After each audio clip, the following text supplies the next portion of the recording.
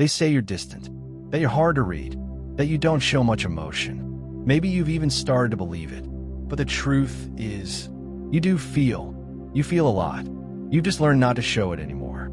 Not because you're cold, but because opening up has cost you too much. This isn't about lacking emotion. It's about building walls after being hurt one too many times. Today, we talk about what people call emotional coldness and what really hides underneath. What looks like distance is often just protection. No one is born emotionally closed off. It's something you learn. You learn it through silence, through broken trust, through moments when being honest didn't go well. Little by little, you build a wall, not to shut people out, but to keep yourself from breaking again. You start choosing your words carefully. You don't share everything. You hold back even when you want to open up. And from the outside, people call it cold. But they don't see the hesitation behind your pauses. They don't see how much energy it takes to stay calm when you're overwhelmed. They don't notice how hard it is to trust again after all the damage. You're not shutting people out for no reason. You're just tired of bleeding for connections that didn't hold you. Fear of feeling becomes a survival mode. When you've been let down enough times, you start to believe that feeling is dangerous. You stop expecting consistency. You brace yourself for disappointment. You pre-reject so you don't get rejected. You become cautious, quiet, skeptical. You avoid saying, I like you because last time it didn't end well. You laugh off what you care about.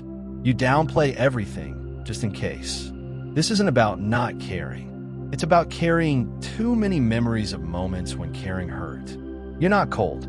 You're tired of giving too much and being left empty. You've learned to protect your emotional energy because no one else protected it for you. Vulnerability stopped feeling safe. After so much time spent defending yourself, vulnerability stops being natural. You overthink before you speak. You don't say what you feel until it's too late. You mask affection with jokes or silence. Even when you want to be honest, something holds you back. You expect to be misunderstood. You expect the other person to leave. You expect your feelings to be too much. And that's not your fault. You were just taught again and again that showing your truth comes with consequences. So now, you hesitate. You protect. You wait for someone who won't make you regret being open. Section 4.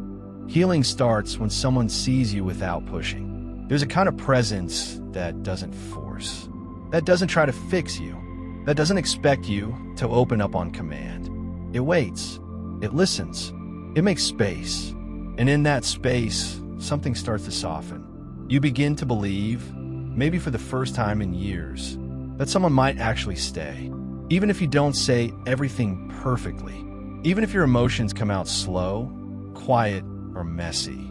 And that's what begins to heal what closed you in the first place. You don't need someone to pull you out. You need someone who'll sit with you, exactly where you are. You're not cold. You're just trying to protect what's left of you. And maybe now, you're ready to protect it in a different way. Not by shutting down, but by honoring your pace. By choosing who gets to see your real self. Without apology. If this spoke to something inside you, leave a comment. Have you ever been told you're distant, when all you really were was tired?